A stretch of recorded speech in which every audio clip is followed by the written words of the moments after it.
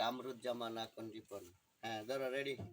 আসসালামু আলাইকুম রহমতুল্লাহ। আমি প্রহ্লাদপুর ইউনিয়নের আফসার আকন্দ চেয়ারম্যানের ছেলে, সাবেক চেয়ারম্যান, ওনার ছেলে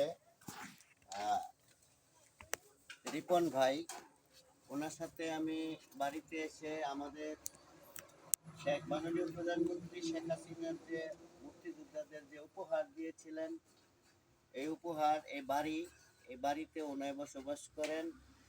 আমরা মুক্তিযোদ্ধা সন্তান সংসদের পক্ষ থেকে, আমি মুক্তিযোদ্ধা চেতনা টিভির পক্ষ থেকে মুক্তিযোদ্ধাদের কথা ও তাদের দিক নির্দেশনা সংগ্রহ করার জন্য অনেক মুক্তিযোদ্ধা মৃত ব্যক্তি যারা, তাদের বাড়িতেও যাচ্ছি। তাদের বাড়িতে দেখা গেছে আজকে এসে তাদের সন্তানদেরকে পাওয়া যাচ্ছে। বীর মুক্তি সূর্য সন্তান নাই, আস্তে আস্তে চলে যাচ্ছে। তাদের সন্তানেরা মানে জীবিত আছে।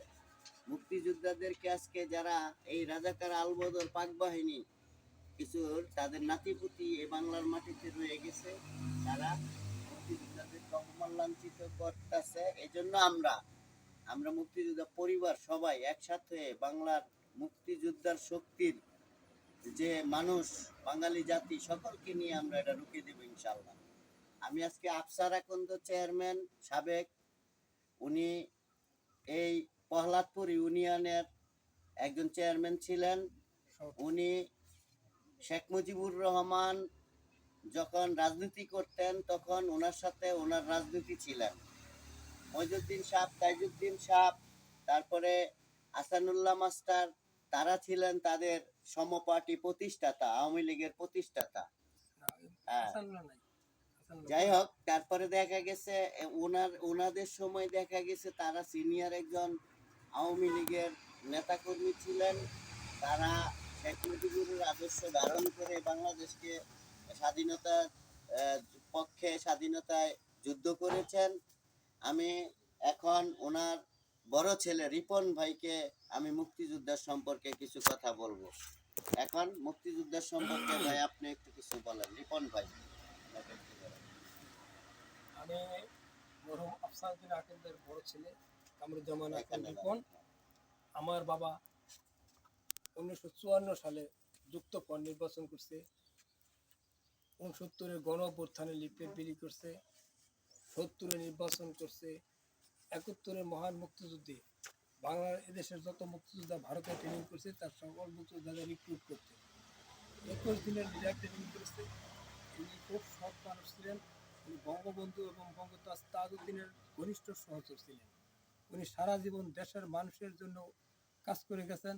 উন্নয়নমূলক কাজ, একটি রাস্তা করেছে, যে রাস্তাটাকে পাগলা রাস্তা বলে, ওনাকে আফসার পাগলা বলে সকলেই ডাকতেন। উনি ওনার মায়ের নামে একটা প্রতিষ্ঠান করছে, ডুমনি মল্লিকা খাতুন আদর্শ উচ্চ বিদ্যালয়, যে স্কুলটি ওনার ফাউন্ডার, প্রতিষ্ঠাতা ওনার মায়ের নামে করছে। ডুমনি আত্মরা সরকারি প্রাথমিক বিদ্যালয় ওনার প্রতিষ্ঠাতা, বনখুরিয়া সরকারি প্রাথমিক বিদ্যালয় ওনার প্রতিষ্ঠাতা। উনি একজন ন্যায়পরায়ণ ব্যক্তি ছিলেন। উনি সারা জীবন মানুষের কল্যাণে কাজ করে গেছে। ওনার আমরা আর কি বলেন, বলতে থাকেন। আর কি বলবো, আমার প্রশ্ন হচ্ছে, বর্তমান যে মুক্তিযোদ্ধাদেরকে নিয়ে যারা বর্তমান 24কে জীবিত করে স্বাধীনতাকে নষ্ট করে দেওয়ার পায়তারা করছে, তাদের উদ্দেশ্যে আপনার ভূমিকা কি? মানে তাদের প্রসঙ্গে আপনার প্রশ্নের উত্তরটা আপনি দেন। 30 লক্ষ রক্তের বিনিময়ে, 2 লক্ষ নরনারীর ইজ্জতের বিনিময়ে দেশ স্বাধীন হয়েছে। সেটা হলো মুক্তিযুদ্ধের মাধ্যমে বাংলাদেশ একটা স্বাধীন পতাকা, একটা স্বাধীন রাষ্ট্র হিসেবে প্রতিষ্ঠিত হয়েছে। এটার সাথে এই 24কে এক মিলানো যাবে না। যারা 24-এর কথা বলে তারা একটা রাজনীতি সরকারকে ক্ষমতাচ্যুত করছে, সেটা একজন মুক্তিযোদ্ধার সাথে মিলানো সঠিক হবে না। হ্যাঁ, এটা আমরা মনে করছি যে এই 24কে আমাদের যে সংবিধান, এই সংবিধানকে মানে কুশলিত করে তারা চাচ্ছে যে 24কে স্বাধীনতা স্বীকৃতি দেওয়ার জন্য। এটা কি ঠিক হবে? না, এটা কখনো ঠিক হবে না। তাহলে তো স্বৈরাচার হোসেন মোহাম্মদ এরশাদের আমলে যারা শহীদ হলো তাদের তো যদি 71-এর সাথে 24 মিলায় তাহলে মুক্তিযুদ্ধের অপমান করা হয়। অতএব এটার সাথে এটা মিলে যাবে না। তারা হয়তো বা একটা রাষ্ট্রের সরকার সরকার পরিবর্তন করতে হবে। এটার জন্য তাদের একটা সরকার পরিবর্তন করার পরেও আমাদের একজন বীর মুক্তিযোদ্ধার সন্তান জিয়াউর রহমানের সন্তান তারেক জিয়া, হ্যাঁ। উনি কিন্তু মানে বর্তমানে আমাদের সরকার হিসাবে গঠিত হয়েছে। এটা হতে পারে ওনার একজন বীর মুক্তিযোদ্ধার সন্তান, উনিও দেশের জন্য ভালো কাজ করবেন, আমরা মুক্তিযোদ্ধা পরিবাররা এটি আশাবাদী। অবশ্যই হ্যাঁ, যা মাননীয় প্রধানমন্ত্রী শেখ হাসিনা যে কাজগুলো করে গেছেন তার থেকে যেন ভালো কিছু করে, এরকমই আমরা আশাবাদী। অবশ্যই যখন দেখবো যে আমাদের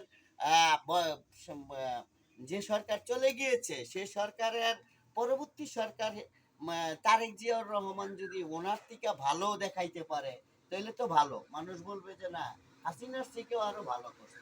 কিন্তু মুক্তিযুদ্ধের পক্ষে কাজ করতে হবে, স্বাধীনতার পক্ষে কাজ করতে হবে, এটা আমরা মুক্তিযুদ্ধ পরিবাররা আশাবাদী, এই তো। অবশ্যই হুম। তো ওই হিসাবে আমরা মনে করব আগামী দিন এই রাজাকার আলবদর বাহিনীর যে নাতিপুতি আছে তারা যেন দেশ কোনোদিনও আমাদের দেশকে ক্ষতি না আমাদের করে। দুর্ভাগ্য হ্যাঁ, যে স্বাধীনতা বিরোধী শক্তি এখন প্রধান বিরোধী দলের ভূমিকা পালন করছে। এটা আমাদের জাতির জন্য অত্যন্ত লজ্জাস্কর এবং কলঙ্কজনক। এই জিনিসটা আমরা কেউই চাই না, যাতে আমরা চাই আমাদের বিরোধী দল হিসাবে আমি আমি মনে করি বাংলাদেশে দুইটা তিনটা দল আছে, যে তিনটা দল বৃহৎ দল, একটা হচ্ছে জাতীয় পার্টি, আওয়ামী লীগ, বিএনপি, তাই না? দেখা গেছে একটা সরকার বারবার থাকে না, 15 বছর আওয়ামী লীগ ক্ষমতায় ছিলেন, এখন বৃহৎ দল বিএনপি, বিএনপি 10 বছরে উন্নয়নের জোয়ার বয়ে দিবে, 5 বছরে উন্নয়নের জোয়ার বয়ে দিবে, সে যদি আবার ক্ষমতায় আসে তাহলে জনগণ তাকে আবার আনবে, আবার যদি আওয়ামী লীগ আসে তাহলে আওয়ামী লীগ আসবে, জাতীয় পার্টি আসলে জাতীয় পার্টি আসবে, এটি এই রাজনীতির একটা ধারাবাহিক রাজনীতি, মানে একজনের পর একজন একজনের পর একজন। এখন আমরা যারা নাকি পাকিস্তান বিরোধী ছিল, পাকিস্তানের পক্ষে কাজ করছে, স্বাধীনতা বিরোধী শক্তি, ওনাকে যদি আমরা এখন বিরোধী দল হিসেবে চিহ্নিত করি তাহলে এটা আমাদের বর্তমান সরকারের যে বর্তমান সরকার তাদের হয়তো এটা একটা লজ্জাজনক বিষয়, কারণ এটা পাকিস্তান পন্থী দল জামাত শিবির কুলাঙ্গার, যারা 71 স্বাধীনতার বিপক্ষে কাজ করছিল, মা বোনকে ইজ্জত লুটি মানে হরণ করার জন্য একমাত্র তারাই পাক বাহিনীদেরকে সহযোগিতা করছিল, ওই পার্টিটাকেই বলে জামাত শিবির। কিন্তু জামাত শিবির খালি মুসলমান না, খালি মুসলমান সব এই ইসলাম ধর্ম বিভিন্ন জাতের বিভিন্ন শ্রেণীতে বিভক্ত করা, কিন্তু জামাতি ইসলাম একটা দল, এই দলটা কিন্তু আমার মুসলমানের সকলের সাথে মিক্সার করলে হবে না। আমার মেয়েটাও কিন্তু হাফেজ, মাওলানা হাফেজ বানাইছি, আমিও 5 ওয়াক্ত নামাজ পড়ি, আমিও কিন্তু মুসলমান, তাই বুঝলা যে আমি আমার রাষ্ট্রের বিরুদ্ধে কাজ করব, এটা মুসলমান না, এটা একটা দল, এটা একটা চক্রবাদী দল এই জামাত বিএনপি, যে দলটা সারা জীবন মানুষের ক্ষতি করেই গেছে 71 থেকে, তাই তো। আপনাদের বাড়িটা শুনলাম রিনা আপা বলছে যে 2 থেকে 3 বার আগুন লাগিয়ে পড়ছে। হ্যাঁ, পাক হানাদার বাহিনী এই বাড়িতে আগুন পাক লাগাইছে। হানাদার বাহিনী যে আগুন লাগাইছে কার উদ্দেশ্যে লাগাইছিল, এটা কি জামাত রাজাকারদের শিবির? রাজাকার রাজাকার আলবদর আলসাম। রাজাকার আলবদর আমসাস তারা এই পাক বাহিনীর সাথে জড়িত ছিল, জড়িত থেকে বাড়িঘর দেখায় আগুন লাগায় পুরাইছে।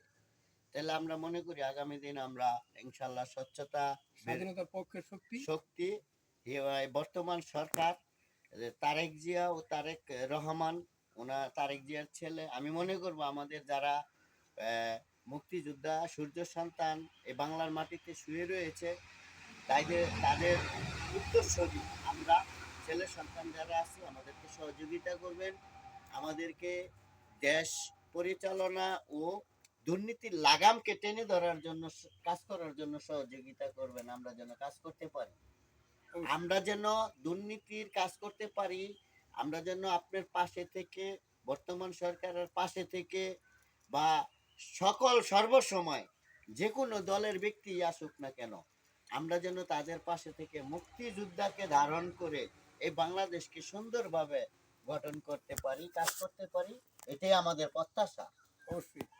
তাই না? এখন খোদা হাফেজ, আমি মকবুল হোসেন, গাজীপুর শ্রীপুর থানা মুক্তিযোদ্ধা চেতনা টিভির রিপোর্টার হিসাবে আজকে এসেছিলাম, কামাল ভাইয়ের সাথে দেখা করলাম, মাহে রমজান উপলক্ষে ঈদের শুভেচ্ছা দিয়ে, ঈদ মুবারক জানিয়ে, ঈদের দাওয়াত দিয়ে আমি বিদায় নিচ্ছি। আসসালামু আলাইকুম ওয়া রাহমাতুল্লাহ। ঈদ মোবারক, ঈদ মোবারক, ঈদ মুবারক। ঈদ মোবারক। দাওয়াত আচ্ছা। রইল।